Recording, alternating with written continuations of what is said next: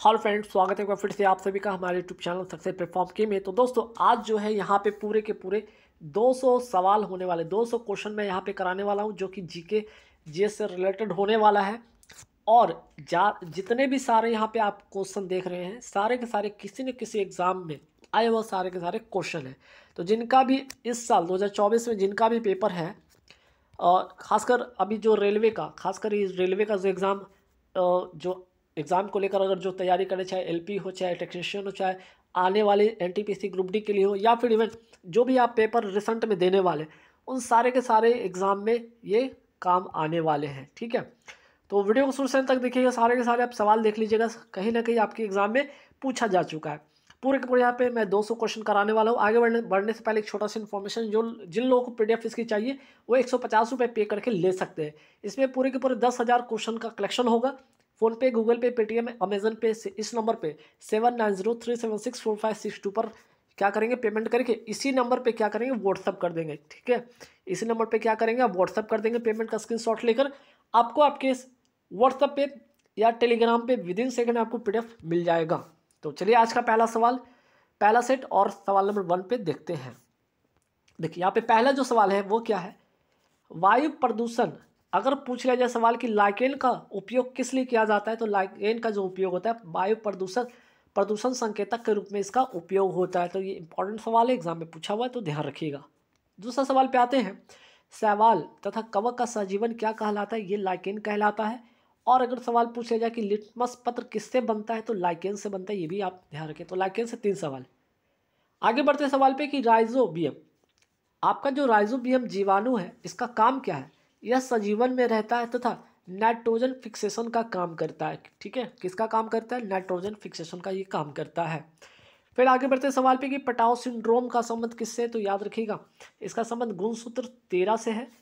लक्षण इसमें होता है एक कान का ना होना, दिल में छेद होना, आंखें ना खुलना जैसी जो बीमारी है वो पटाव सिंड्रोम कहलाता है, और गुणसूत्र 13 का इसका संबंध है। वही बात करते हैं यहाँ पे डाउन सिंड्रोम का संबंध डाउन सिंड्रोम किससे होता है, तो 21वें गुणसूत्र के ट्राइसोमी से होता है, ये भी आपको ध्यान रखना है। तो एक तो हो गया गुणसूत्र 13 हो गया, और गुणसूत्र आपका 21 याद रखना है। एक तो पटाव सिंड्रोम हो गया, दूसरा डाउन सिंड्रोम हो गया। ठीक है, चलिए कुछ और इंपॉर्टेंट सवाल पे आते हैं कि पेरियार नदी, अगर बात कर ले पेरियार नदी कहाँ है, तो पहला बात ये है कि ये केरल में है, और दूसरी बात ये है कि इस नदी के ऊपर कौन सा बांध, तो इडुक्की जो बांध है वो कहाँ है, आपका केरल में पेरियार नदी पर है। वही बात करते हैं शरावती नदी कहाँ है, आपका जो कर्नाटक में है, और इसी नदी के ऊपर कौन सा जलप्रपात है, तो जो जलप्रपात है इसी नदी के ऊपर स्थित है, शरावती नदी कर्नाटक में है। ठीक है, आगे बढ़ते हैं सवाल पे, नर्मदा जो नदी है ये कहाँ से निकलती है, तो अमरकंटक मध्य प्रदेश से निकलती है,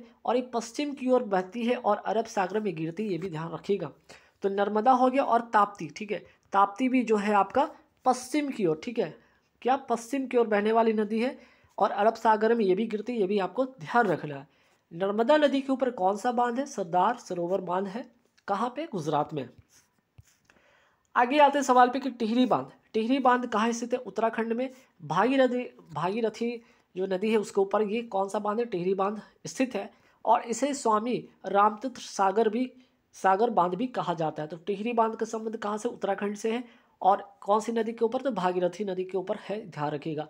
सवाल आ जाए कि इडुक्की बांध किस नदी पे है, तो पेरियार नदी पर है, केरल में है, और जोग जल प्रपात जो है किस नदी पर है, तो शरावती नदी पर, कर्नाटक में है। ठीक, राजीव गांधी खेल रत्न पुरस्कार कब से शुरू होता है, 1991 से 92 से इसकी शुरुआत होती है, और पहला राजीव गांधी खेल रत्न जो पुरस्कार मिला था वो मिला था विश्वनाथ आनंद को, जो कि चेस के खिलाड़ी, चेस प्लेयर है, ये भी ध्यान रखिए, शतरंज के खिलाड़ी हैं।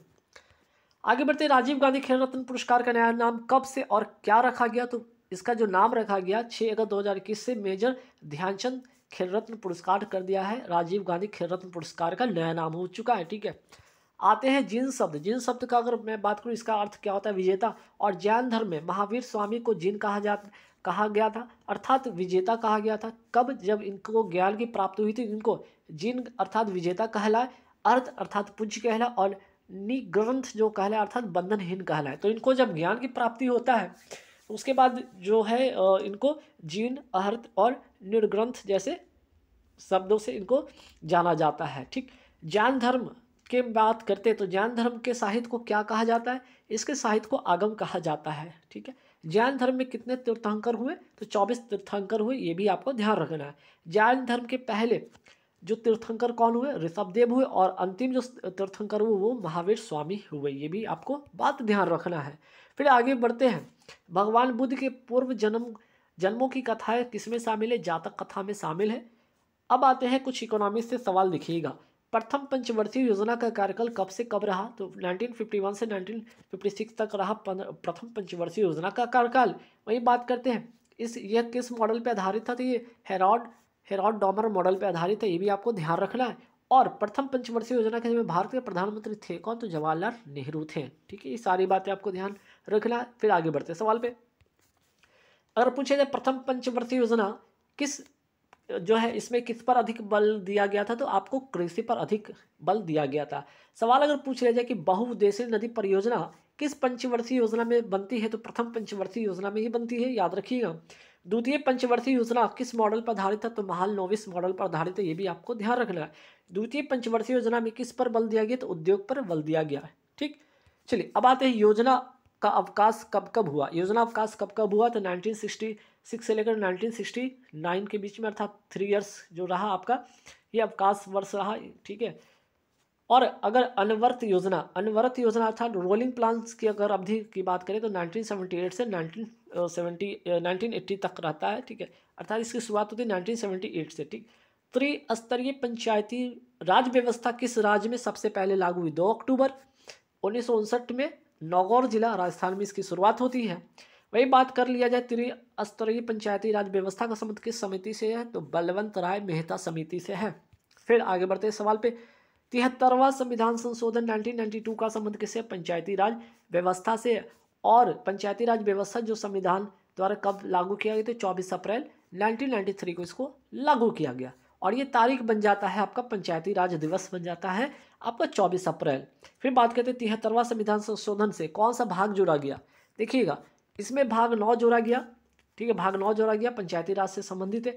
और अगर पूछा जाए कौन सा अनुच्छेद में, तो अनुच्छेद जो है आपका आर्टिकल 243 से 243 ओ के बीच है। और पूछा जाए कौन से अनुसूची में शामिल है? 11वें अनुसूची में शामिल है। और इसमें 11वें अनुसूची में कितना विषय शामिल है? तो 18 विषय शामिल है। अगर आपसे पूछा जाए कि अनुसूची अगर मैं पूछ लूँ 12 का संबंध किससे है? तो आपका नगर पंचायत। ठीक है, यहाँ पे नगर पालिका की, अगर नगर पालिका या नगर निगम की मैं बात करूँ उसका संबंध इससे है। और इसमें कुल कितने विषय है? तो 18 विषय, ये भी आपको ध्यान रखना है। चलिए बात करते हैं आगे, दांडी मार्च कब से कब तक चला? तो आपका जो चला 12 मार्च 1930 से लेकर 6 अप्रैल 1930 तक ये चलता है, साबरमती आश्रम से दांडी तक। और किसके लिए? तो नमक कर के विरोध में। किसके विरोध में? नमक कर के विरोध में ये होता है।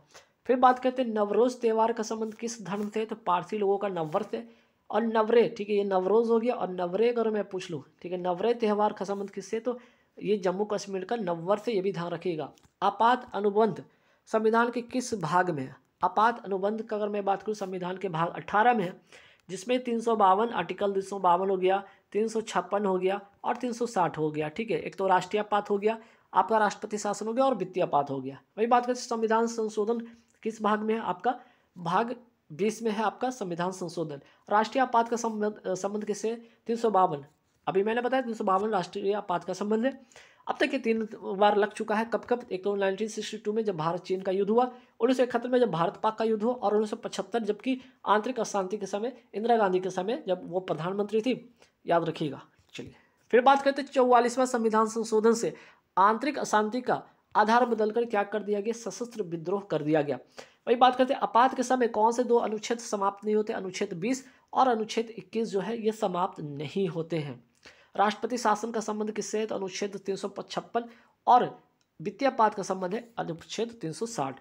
वही बात करते हैं उष्णकटिबंधीय सदाबहार वन कहाँ पाया जाते हैं? पश्चिमी घाट तथा पूर्वी हिमालय में पाया जाता है। अब आते कुछ साइंस के सवाल देखते हैं। प्रतिरोध का मात्रक क्या? तो ओम होता है, और ओम का नियम कहलाता है V=I/R। ठीक है, न्यूटन के किस नियम से बल का मात्रक प्राप्त होता है? न्यूटन का जो है आपका सेकंड नियम जो है आपका क्या देता है? बल का मात्रक देता है, या बल की परिभाषा देता है, force equal to mass into acceleration. ठीक है, और प्रथम नियम क्या कहलाता है? जड़त्व का नियम इसको कहते हैं प्रथम नियम को। वही बात करते हैं रॉकेट का चलना, बंदूक का चलना, ये न्यूटन के किस नियम पर आधारित है? न्यूटन के तीसरे नियम पर आधारित है।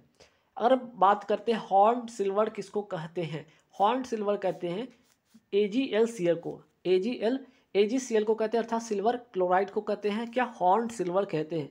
कृत्रिम वर्षा किससे होती है? सिल्वर आयोडाइड से होती है, AgI अर्थात सिल्वर आयोडाइड से होती है।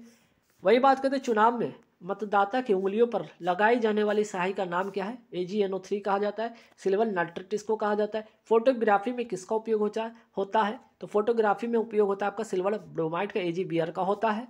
अगर अवार्ड से कुछ सवाल देखिए यहाँ पे क्या क्या हो सकता है, जैसे द्रोणाचार्य अवार्ड का शुरुआत होता है 1985 को, अर्जुन अवार्ड का शुरुआत होता है 1961 में, साहित्य अकादमी पुरस्कार की शुरुआत होती है 1954 में, पद्म पुरस्कार का जो होता है, पद्म पुरस्कार की शुरुआत होती है 1954 को, या भारत रत्न जिसको कहते हैं, भारत रत्न BC में शामिल है, ठीक है। भारत रत्न की शुरुआत 1954 में होती है। साहित्य अकादमी पुरस्कार कितनी भाषाओं में दी जाती है? तो 24 भाषाओं में दी जाती है, ठीक है। 22 हो गया आपका, जो कि आपके 8वें अनुसूची में है, संविधान के जो 8वें अनुसूची में जितने भी 22 भाषा उसमें तो मिलता है +2 और याद रखिए एक तो इंग्लिश और राजस्थानी। फिर बात करते हैं, आगे बढ़ते हैं सवाल की, देशांतर रेखाएं किसे कहते हैं? अगर हम बात करते हैं ग्लोब पर जो आपका खड़ी रेखाएं होती है क्या कहलाती है? देशांतर रेखाएं कहलाती है। और यहाँ से अगर देख लें 0 डिग्री होगी आपका विषुवत रेखा और 23.5 डिग्री। अगर विषुवत रेखा अगर मैं बात करूँ 23.5 डिग्री उत्तर की मैं बात करूँ, ठीक है, 23.5 डिग्री उत्तर की मैं बात करूँ, ये कहलाता है कर्क रेखा। और 23.5 डिग्री अगर मैं बात करूँ दक्षिण में, तो ये कहलाता है आपका मकर रेखा। ये हो गया विषुवत रेखा, ये हो गया कर्क रेखा और ये हो गया मकर रेखा। देशांतर रेखाओं की संख्या कितनी होती है? 360 होती है, याद रखिएगा। वही बात करते हैं दो अक्षांश रेखाओं के बीच कितनी होती है, ठीक है, दो अक्षांश रेखाओं के बीच कितनी दूरी होती है? 111 किलोमीटर। दो अक्षांश रेखाओं के बीच, दो देशांतर रेखाओं के बीच कितनी दूरी होती है? 111.2 किलोमीटर मैक्सिमम होगी, और 0 किलोमीटर होता है मिनिमम इसका होता है, ठीक। आगे बढ़ते हैं, ठीक है, ये हो गया आपका देशांतर रेखा। अगर सवाल पूछ लिया जाए अक्षांश रेखाओं की संख्या कितनी होती है? अक्षांश रेखा की संख्या अगर पूछ लिया जाए तो कितना होता है आपका? ध्यान रखिएगा, नोट कर लीजिएगा, 181 होता है, ठीक है। चलिए आगे बढ़ते सवाल पे। समय किससे निकाला जाता है? देशांतर से निकाला जाता है, याद रखिए, देशांतर से समय निकाला जाता है। 180 डिग्री देशांतर से तिथि निकाली जाती है और 0 डिग्री देशांतर से आपका समय निकाला जाता है। आगे बढ़ते सवाल पे कि देशांतर को पार करने में कितना समय लगता है? देशांतर को 1 डिग्री देशांतर को पार करने में 1 डिग्री देशांतर को पार करने में 4 मिनट का समय लगता है। वही बात करते हैं भारत की मानक समय रेखा कहाँ से गुजरती है? एक तो सारे 82 डिग्री जो हो गया आपका देशांतर हो गया, ठीक है, सारे 82 डिग्री देशांतर। तो भारत की जो मानक समय रेखा कहाँ से गुजरती है? ये आपके 5 जो है राज्य हैं, 1 2 3 4 5, ठीक है। आंध्र प्रदेश, मध्य प्रदेश, छत्तीसगढ़, उत्तर प्रदेश और उड़ीसा, ये 5 जो राज्य हैं उससे होकर गुजरती है भारत की मानक से रेखा है, और सारे 82 डिग्री देशांतर ये कहलाती है। चलिए आगे बढ़ते हैं सवाल पे कि भारत में कर्क रेखा कितने राज्यों से गुजरती है? तो 8 राज्यों से गुजरती है, ठीक है, भारत के 8 राज्यों से गुजरती है। ध्यान रखिएगा, गुजरात, राजस्थान, मध्य प्रदेश, छत्तीसगढ़, झारखंड, पश्चिम बंगाल और त्रिपुरा और मिजोरम, ठीक है। अब आते हैं कि प्लास्टर ऑफ साइंस से सवाल है कि प्लास्टर ऑफ पेरिस कैसे बनता है? जब जिप्सम को गर्म करते हैं तब क्या मिलता है आपको? जिप्सम को जब गर्म करेंगे तो क्या मिलेगा? जिप्सम को गर्म करने पर मिलेगा आपको प्लास्टर ऑफ पेरिस, ठीक है।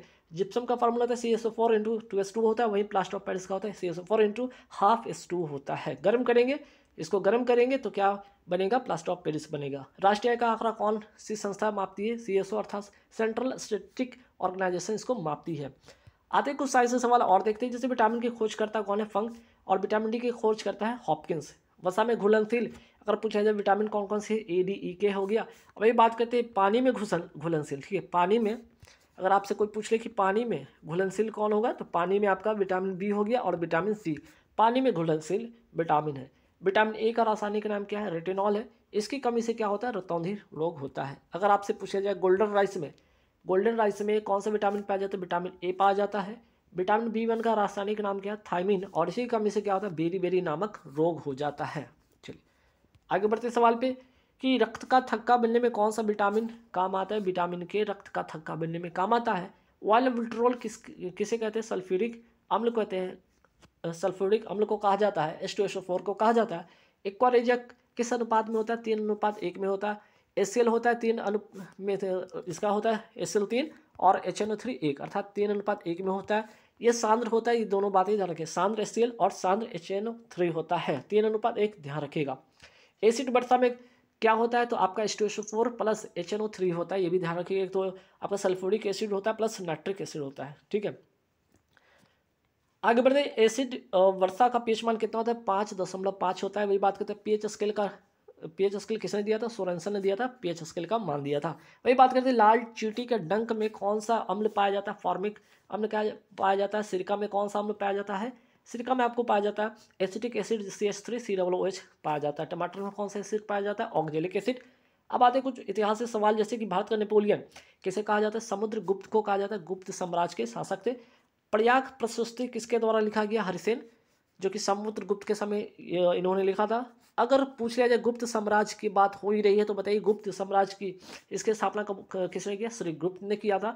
240 से 280 के बीच में इनका शासनकाल रहता है। वहीं इनका जो अधिकारी बनता है कौन, घटोत्कच बनता है। इसका शासनकाल होता है 280 से लेकर 320 के बीच में होता है। और गुप्त काल का प्रथम जो महान शासक बनता है वो कौन बनता है, चंद्रगुप्त प्रथम बनता है। और 320 ईस्वी में इन्होंने गद्दी पर बैठा, ठीक है। और चंद्रगुप्त का ही जो उत्तराधिकारी कौन था, समुद्रगुप्त है, ये भी आपको ध्यान रखिएगा। अगर आपसे सवाल पूछ लिया जाए कि गुप्त साम्राज्य की बात हो रही तो बताइए सोने का सिक्के को उस समय क्या कहा जाता था, दिनार कहा जाता था। और गुप्त साम्राज्य के चांदी के सिक्के को कहा जाता था, रुपये कहा जाता था। अब आइए एक और सवाल देखते हैं साइंस से, क्या है कि खून का थक्का किसके कारण नहीं बनता, हिपेरिन के कारण नहीं बनता है। और खून का थक्का बनने में कौन कौन मदद करता है, आपका विटामिन के हो गया। अगर विटामिन पूछे तो विटामिन के। और प्रोटीन में अगर बात करते हैं तो फैब्रिनोजन हो गया और थ्रोम्बिन हो गया।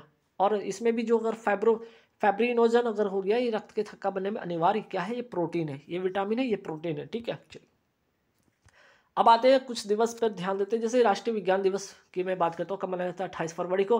और 28 फरवरी को ही क्यों, क्योंकि 28 फरवरी की मैं बात करूँ, इसी दिन सीवी रमन ने रमन प्रभाव का आविष्कार किया था। और इसके लिए इनको 1930 में 28 फरवरी 1930 को क्या मिला था, इनको आपका सीवी रमन को नोबेल पुरस्कार मिला था भौतिकी के क्षेत्र में और रमन प्रभाव के आविष्कार के लिए। वही बात करते हैं भारत में, अमर्त्य सेन को इकोनॉमिक्स के क्षेत्र में पहले भारतीय थे जिनको अर्थशास्त्र के क्षेत्र में जो पुरस्कार मिला था, नोबेल पुरस्कार मिला था, ठीक है। अर्थशास्त्र के क्षेत्र में इनको क्या मिला था, नोबेल पुरस्कार मिला था 1998 को, ठीक। वही बात करते हैं भारत का सर्वोच्च सम्मान भारत रत्न कब और कितने लोगों को मिला था, तो 1954 में जब भारत रत्न की शुरुआत हुई थी, इसमें 3 लोगों को मिला था, सर्वपल्ली राधाकृष्णन, राजगोपालाचारी और सीवी रमन को, इनको भारत रत्न के साथ साथ नोबेल पुरस्कार भौतिकी का भी मिला था। अभी मैंने बात किया कि सीवी रमन को आपको रमन प्रभाव के लिए मिला था। वही बात करते हैं राष्ट्रीय तकनीकी दिवस कब मनाया जाता है, 11 मई को मनाया जाता है राष्ट्रीय तकनीकी दिवस। फिलीपींस की राजधानी क्या है, मनीला।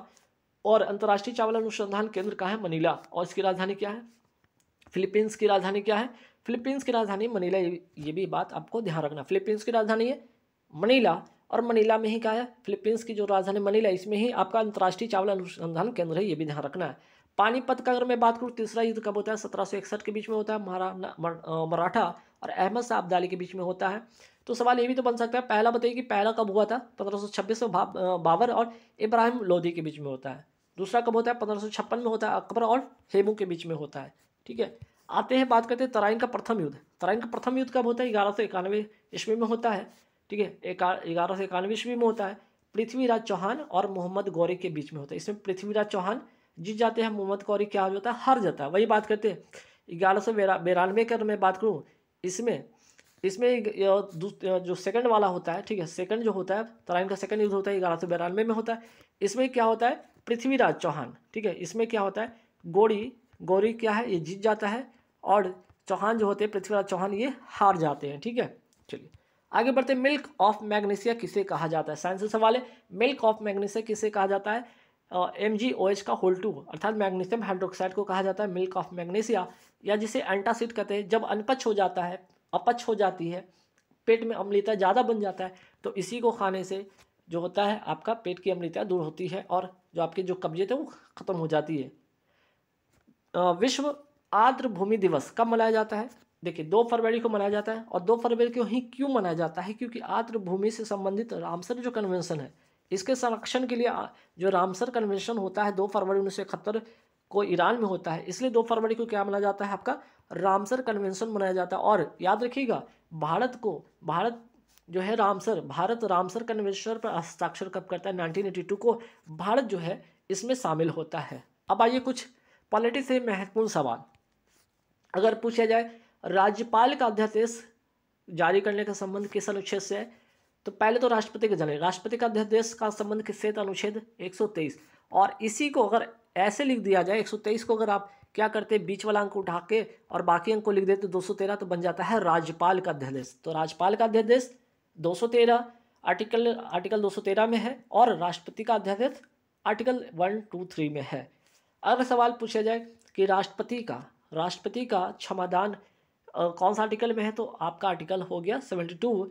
वही बात करते हैं आर्टिकल जो है अनुच्छेद 76 का संबंध है महान्यायवादी अर्थात अटॉर्नी जनरल से। अगर पूछा जाए अनुच्छेद 153 का संबंध किससे होगा? तो प्रत्येक राज्य के लिए एक राज्यपाल होगा। वही बात करते हैं 161 का संबंध किससे? राज्यपाल का क्षमादान से है। ठीक है, राष्ट्रपति का 72 और राज्यपाल का आपका 161। वही बात करते हैं अनुच्छेद 164 मुख्यमंत्री राज्य के जो मुख्यमंत्री होते हैं उनकी नियुक्ति राज्यपाल के द्वारा होती है। ये कौन सा अनुच्छेद में कहा गया है? 164 में। वही बात करते हैं 165 के में क्या है? तो राज्य का महाधिवक्ता है एडवोकेट जनरल, इनका संबंध जो है 165 में है। वही बात करते हैं मुख्यमंत्री के कार्य एवं शक्ति का संबंध अनुच्छेद 167 में है। 164 165 167 168 में क्या है? राज्यों में विधानसभा का गठन से है संबंध इसका। और अनुच्छेद 169 में क्या है? विधान परिषद का गठन एवं समाप्ति से। तो 167 168 169 ये तीनों क्रम से याद रखिएगा। एक तो मुख्यमंत्री का जो हो गया शक्ति हो गया आपका, और 68 हो गया आपका राज्यों का विधानसभा हो गया, 168 169 हो गया विधान परिषद का गठन एवं समाप्ति। अब आइए कुछ साइंस से और रिलेटेड सवाल। ब्लड कैसा उत्तक है? ये तरल संयोजी उत्तक है, ये ध्यान रखिएगा। ब्लड का pH मान होता है 7.4। और ब्लड ग्रुप की अगर खोज किसने किया था? कार्ल लैंडस्टीनर ने। जैसे कि ब्लड ग्रुप ए हो गया, ब्लड ग्रुप बी हो गया, ओ हो गया, है ना। रक्तदाता दिवस कब मनाया जाता है? 14 जून को मनाया जाता है। और RH फैक्टर की खोज किसने किया था? विनर ने किया था। सर्वदाता या किस ब्लड ग्रुप को कहा जाता है? यूनिवर्सल डोनर जिसको कहते हैं।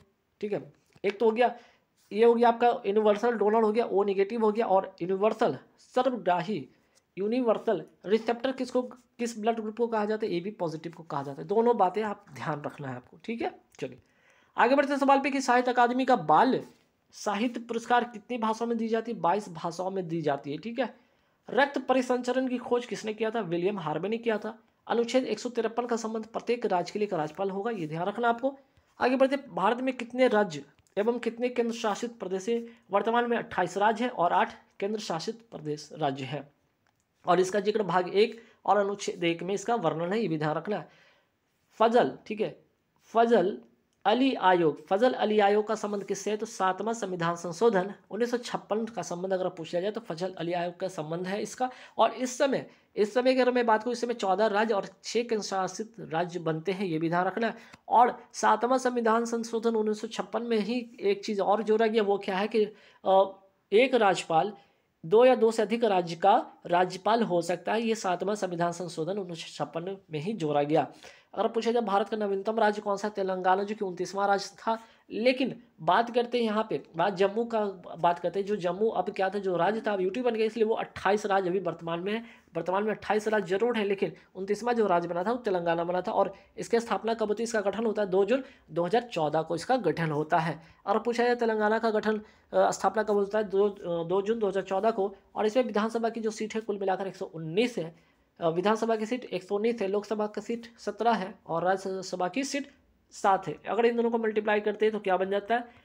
119 बन जाता है। और यही है विधानसभा का सीट। ऐसे भी ट्रक से आप याद रख सकते हैं। भारत के नवीनतम केंद्र शासित प्रदेश कौन सा बना है? जम्मू कश्मीर और लद्दाख बन गया है आपका केंद्र शासित प्रदेश। अगर पूछा जाए जम्मू कश्मीर में विधानसभा की सीटों की संख्या कितनी है? 90। और रंजन देसाई आयोग की सिफारिश पर इसकी सीटों का जो होता है संख्या का निर्धारण होता है। ठीक है, वही बात करें लद्दाख में कितने जिले हैं? 2 हैं आपकी, कारगिल और लेह। ठीक है, लोसर त्यौहार कहाँ का है? आपका लद्दाख का। और हेमिस नेशनल पार्क कहाँ का? ये भी लद्दाख का है। आगे बढ़ते सवाल पे, लद्दाख का नया राजकीय पशु कौन है? आपका हिम तेंदुआ है। वही बात करते हैं दार्जिलिंगम राष्ट्रीय उद्यान कहाँ? जम्मू कश्मीर में। लोहे का संक्षारक अर्थात जंग लगने अगर लगता है तो उस पर किस रंग का जो है परत जम जाता है? लाल। अगर लोहे पर जंग लगता है तो किस रंग का जो है परत जम जाता है? लाल का। चांदी पर जंग लगता है तो कौन सा परत जम जाता है? काला। तांबे पे अगर जंग लगता है, तांबे पे संक्षारक होता है तो कौन सा रंग हो जाता है? हरा। ठीक है, तो याद रखिएगा लोहा पे लाल, चांदी पे काला और तांबे पे हरा।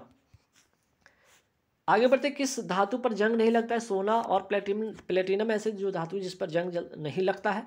गैल्वीकरण में धातु का उपयोग होता है। गैल्वीकरण में किस धातु का उपयोग होता है? जिंक का होता है, जिससे कि जंग लगने से इसे रोकता है। गैल्वीकरण का काम है कि जंग लगने से, लोहे पे जंग लगने से रोकने का काम करता है। गैल्वेनाइजेशन होता है जिसमें जिंक की परत चढ़ाई जाती है, जिससे कि लोहे में जंग नहीं लगता है। बात करते हैं WTO का मुख्यालय, वर्ल्ड ट्रेड ऑर्गेनाइजेशन का अगर मुख्यालय की मैं बात करूँ कहाँ पे है? WTO का अगर मैं बात करूँ, इसका जो मुख्यालय आपका न्यूयॉर्क USA में है, ठीक है। और अगर मैं बात करूँ इसकी स्थापना कब होता है आपका? 1945 में होता है, ठीक। थोड़ा यहाँ पे इसको यहाँ पे थोड़ा ठीक कीजिएगा। यहाँ पे WTO नहीं, यहाँ पे UNA कर लीजिए, ठीक है। UNA का अगर मैं बात कर लूँ, ठीक है, UNA का यूनाइटेड नेशन अगर ऑर्गेनाइजेशन की मैं बात कर लूँ, ठीक है, तो इसका जो है आपका जो मुख्यालय कहाँ पे आपका?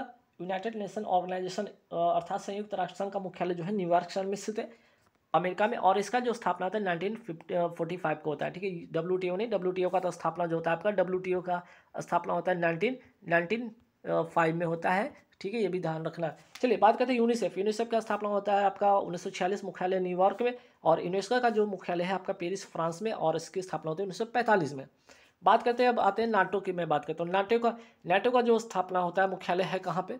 इसका मुख्यालय आपका बेल्जियम की राजधानी ब्रुसेल्स में, और स्थापना होता है 1949 में। इसमें कुल अभी वर्तमान में 30 सदस्य हैं इसमें शामिल, ठीक है। और बात करते हैं आसियान का मुख्यालय कहाँ है? इंडोनेशिया की राजधानी जकार्ता में, और स्थापना होता है 1967 में। WHO का बात करते हैं, इसका जो है मुख्यालय जिनेवा में है। स्थापना होता है 7 अप्रैल 1948 को। और 7 अप्रैल को इसलिए क्या मनाया जाता है? विश्व स्वास्थ्य दिवस, ठीक है, विश्व स्वास्थ्य दिवस मनाया जाता है, ये भी याद रखिएगा। कौन सी तारीख को? 7 अप्रैल को। फिर बात करते हैं FATF, अर्थात यहाँ पे देखिए FATF की मैं बात करूँ, इसका मुख्यालय कहाँ है? पेरिस में है, फ्रांस की राजधानी पेरिस में, और स्थापना होता है 1989 को, ठीक है। फाइनेंशियल एक्शन टास्क फोर्स की मैं बात करता हूँ, इसका जो है मुख्यालय है पेरिस में, ठीक है। फिर मैं बात करता हूँ गैट का जो फुल फॉर्म होता है जनरल एग्रीमेंट टैरिफ, ठीक है, ट्रेड एंड टैरिफ। और इसी के स्थान पर WTO आता है 1995 में इसकी स्थापना थी। इसकी जो स्थापना थी 1948 की होती है, ठीक है, लेकिन अब उसके स्थान पे क्या हो गया? WTO आया। फिर बात करते हैं ILO, इंटरनेशनल लेबर ऑर्गेनाइजेशन का मुख्यालय कहाँ है? जिनेवा, उसकी स्थापना थी 1919 में। OECD अर्थात की organization for economic cooperation and development का मैं बात करूँ, इसकी मुख्यालय कहाँ? पेरिस में, स्थापना होता है 1961 में। यूरोपियन यूनियन का अगर मैं बात करूँ, मुख्यालय कहाँ? बेल्जियम की राजधानी ब्रुसेल्स में, उसका गठन होता है 1993 को। चलिए बात करते हैं आगे, और इसमें कुछ सदस्य 27, ये भी ध्यान रखिए। अंतर्राष्ट्रीय न्यायालय का मुख्यालय कहाँ है? द हेग, नीदरलैंड में है। अब आइए आर्टिकल 21 की मैं बात करूँ, इसका संबंध किससे? प्राण एवं दैहिक स्वतंत्रता से है। अनुच्छेद 48 का जो संबंध है कृषि एवं पशुपालन संगठन से, और अनुच्छेद 48 का संबंध है पर्यावरण सुरक्षा, वन एवं वन जीव की रक्षा। ये तीनों बात आप ध्यान में रखिएगा। वही बात करते हैं अनुच्छेद 51, बात करते हैं अनुच्छेद 51 का संबंध किससे? तो 51A में है क्या है? मौलिक कर्तव्य है। 42वां संविधान संशोधन 1976 का है, और स्वर्ण सी समिति की सिफारिश पर ये होता है। और अगर मैं बात करूँ कि अगर ये जो मौलिक कर्तव्य कहाँ से लिया गया? मौलिक कर्तव्य रूस के संविधान से लिया गया। तो 3-4 बातें आप ध्यान रखिएगा। एक तो अनुच्छेद 51A का संबंध है मौलिक कर्तव्य से। मौलिक कर्तव्य का संबंध अनुच्छेद आर्टिकल 51A से है। और मौलिक कर्तव्य को कब जोड़ा गया? 42वां संविधान संशोधन 1976 से इसको जोड़ा गया है 42वां मौलिक कर्तव्य में। और वर्तमान में कुल 11 मौलिक कर्तव्य, ठीक है, ये भी ध्यान रखना है आपको। चलिए, मौलिक कर्तव्य हो गया आपका ठीक है 42वां संविधान संशोधन, और स्वर्ण समिति की सिफारिश पर रूस के संविधान से लिया गया है। चलिए आगे बढ़ते हैं। अनुच्छेद 279A का संबंध किससे? GST काउंसिल से है, ये भी ध्यान रखना है आपको। अगर बात कर ले अनुच्छेद 21A का क्या है? 21 में तो आपका प्राण एवं दैहिक है, और 21A में जो है आपका 86वां संविधान संशोधन 2002 का है, शिक्षा का अधिकार से का है इसका संबंध, राइट टू एजुकेशन से 2009 का एक्ट से ये आता है, और ये लागू होता है 4 अप्रैल 2010 से ये लागू होता है शिक्षा का अधिकार, राइट टू एजुकेशन। और कौन सा संविधान संशोधन है? 86वां संविधान संशोधन 2002 का। और आर्टिकल कौन सा है? आर्टिकल है आपका 21A। वही बात करते हैं अनुच्छेद 52 का संबंध किससे? भारत का एक राष्ट्रपति होगा, अनुच्छेद 52 में है। अनुच्छेद 53 में है संघ की कार्यपालिका शक्ति किस में होगी? राष्ट्रपति में निहित होगी। और अगर मैं बात करूं यहाँ पे राष्ट्रपति का, अगर मैं बात करूं 54 अनुच्छेद 54 में क्या है? इसमें निर्वाचन मंडल होगा। निर्वाचक मंडल में इलेक्टेड जो होते हैं निर्वाचित MLA और MPs होते हैं, ठीक है, विधान यहाँ पे याद रखिए MLA और MPs होंगे। अनुच्छेद 55 में है राष्ट्रपति का निर्वाचन प्रक्रिया, और 56 में है राष्ट्रपति का कार्यकाल। वही बात करते हैं 60 में है राष्ट्रपति का शपथ अनुच्छेद जो 61 है राष्ट्रपति पर महाभियोग है। 63 में भारत का एक उपराष्ट्रपति होगा। अनुच्छेद 63 जो है भारत का एक उपराष्ट्रपति होगा। अनुच्छेद 153 भारत का हर राज्य का एक क्या होगा, राज्यपाल होगा। वही बात करते हैं अनुच्छेद 279A का संबंध किससे, जीएसटी काउंसिल से है। और कौन सा संविधान संशोधन, ये भी ध्यान रखिए, 101वां संविधान संशोधन का संबंध जीएसटी से है। जीएसटी अगर मैं बात करूँ इसका प्रमुख कौन होता है, वित्त मंत्री होता है। जीएसटी कब से लागू होता है और किसके सिफारिश पे, तो 1 जुलाई 2017 को ये जीएसटी लागू होता है भारत में, और विजय केलकर समिति की सिफारिश पे ये लागू होता है। राज्य के नीति निर्देशक सिद्धांत जिसको कहते हैं शॉर्ट फॉर्म में हम लोग डीपीएसपी कहते हैं, ठीक है, कहाँ से लिया गया, आयरलैंड से लिया गया है। और भाग किस में है, भाग 4 में है। और अनुच्छेद कौन सा इसमें शामिल है, 36 से 51 जो है आपका राज्य के नीति निर्देशक सिद्धांत कहलाते हैं। आगे बढ़ते सवाल पे कि अनुच्छेद 21 का संबंध किसे, प्राण एवं दैहिक स्वतंत्रता से है। अनुच्छेद 40 ग्राम पंचायत का गठन से है। अनुच्छेद 39A निःशुल्क विधिक सहायता से है। और अनुच्छेद 44 से बड़ा महत्वपूर्ण है क्योंकि अभी इसको कहते हैं समान सिविल संहिता, यूनिफॉर्म सिविल कोड कहते हैं इसको। पहला जो राज्य था आपका जहाँ पे लागू था वो था गोवा, और वर्तमान में है आपका जो नया भी हुआ है वो सेकंड हो गया है उत्तराखंड। लेकिन दोनों में अंतर क्या है, ये जो पुर्तगाली के समय, ठीक है, पुर्तगालियों के समय से जो लागू है वो उसमें है, ठीक है। इसमें कोई विधेयक पारित नहीं हुआ था, ये विधेयक पारित इसमें नहीं हुआ था। लेकिन अगर मैं बात करूँ उत्तराखंड जो है ये सेकंड राज्य जरूर है, लेकिन अगर विधेयक पारित की अगर मैं बात करूँ, विधेयक पारित के सेंस में मैं बात करूँ तो ये पहला फर्स्ट ऐसा राज्य हो गया जहाँ पे जो है यूनिफॉर्म सिविल कोड लागू हुआ है और विधेयक पारित के साथ ये लागू होता है। तो पहला राज्य अगर पूछ ले पहला विधेयक पारित के सेंस में तो पहला हो गया उत्तराखंड, ठीक है। लेकिन अगर जनरल वे में पूछे तो वो होगा गोवा, जब पुर्तगालियों ने जब उस समय लागू किया था वो चलता आ रहा है, ठीक है, गोवा हो गया। आगे बढ़ते सवाल पे कि अनुच्छेद 47 में क्या है, तो पोषण का अधिकार है, याद रखिएगा। और 50 में कार्यपालिका तथा न्यायपालिका में अंतर इसमें है, ठीक है। अगर बात करें अनुच्छेद 48 में क्या है, कृषि एवं पशुपालन संगठन से है। और 48A में पर्यावरण, वन एवं वन जीव की रक्षा है। और 180 में क्या, अनुच्छेद 51 में क्या, अंतर्राष्ट्रीय शांति है, ठीक। चलिए आगे बढ़ते हैं। अनुच्छेद 51A में क्या है, अभी मैंने बात किया था कि 51A में क्या है आपका मौलिक कर्तव्य, ठीक है। मौलिक कर्तव्य क्या है, मौलिक कर्तव्य है इसमें, ठीक है। मौलिक कर्तव्य वर्तमान में टोटल 11 है। उसी 11 में से एक बात इसमें लिखा गया कि राष्ट्रगान और राष्ट्र ध्वज की सम्मान करना, 11 जो है आपका मौलिक कर्तव्य में से एक ये भी शामिल है, ठीक है। चलिए आगे बढ़ते हैं सवाल पे कि ओंकारेश्वर बांध और धुआंधार जलप्रपात किस नदी पर है, नर्मदा नदी पर है, मध्य प्रदेश में है, ठीक। जलपुर अगर मैं बात कर लूँ ये कहाँ पे, मध्य प्रदेश में है, जबलपुर। और किस नदी पर बसा है, तो नर्मदा नदी पर बसा है। नर्मदा बचाओ आंदोलन का संबंध किससे, मेगा पार्टिकल से। विंध्य पर्वत तथा सतपुरा के बीच कौन सी नदी बहती है, नर्मदा नदी किसके बीच में बहती है, तो विंध्य पर्वत तथा सतपुरा के बीच में बहती है। सतपुरा की अगर मैं बात करूँ, सतपुरा की सबसे ऊंची चोटी है धूपगढ़। और ह्यूमन डेवलपमेंट इंडेक्स जारी कौन करता है, यूनाइटेड नेशन डेवलपमेंट ऑर्गेनाइजेशन जो है आपका यूएनडीपी अर्थात यूनाइटेड नेशन डेवलपमेंट प्रोग्राम इसको जारी करता है, ठीक है। आगे बढ़ते हैं। ह्यूमन डेवलपमेंट इंडेक्स कितने आधार पर है, तो 3 आधार पे है। एक तो साक्षरता हो गया, दूसरा प्रति व्यक्ति आयु हो गया, तीसरा जीवन प्रत्याशा हो गया। आगे बात करते हैं धन निष्कासन का संबंध सिद्धांत किसने दिया था, दादा भाई नौरोजी ने दिया था। वही बात करें poverty un-British rule in India किसकी लिखी पुस्तक है, दादा भाई नौरोजी की। और अगर साइंस से तो सवाल याद रखें, प्रतिरोध का श्रेणी क्रम का जो होता है फॉर्मूला होता है जो होता है R=R1 + R2 ... आपका। और प्रतिरोध का समांतर जो क्रम का जो सूत्र होगा वो होगा, ठीक है। समांतर श्रेणी का जो सूत्र होगा वो होगा 1/R = 1/R + R1 + 1/R2 + ... जितना भी है आपका वैल्यू है उसके हिसाब से, ठीक है। तो गाइज आज के जो क्लास हुआ लगभग यहाँ पे आपको 200 लगभग सवाल मैंने कराए हैं, जो सारे के सारे आपको प्रीवियस ईयर के क्वेश्चन है, किसी न किसी एग्जाम में पूछा गया। शुरू से अंत तक वीडियो देख लीजिएगा। सेकंड पार्ट के लिए आप वेट कीजिएगा। और जिनको PDF चाहिए 150 रुपये पे कीजिए, ठीक है। 150 रुपये पे कीजिए इस नंबर पे, और आपको है विदिन सेकेंड आपको क्या है PDF आपको आपके व्हाट्सएप पे या आपको टेलीग्राम पे मिल जाएगा, ठीक है। 7903764562 पर, ठीक। चलिए थैंक यू वेरी मच।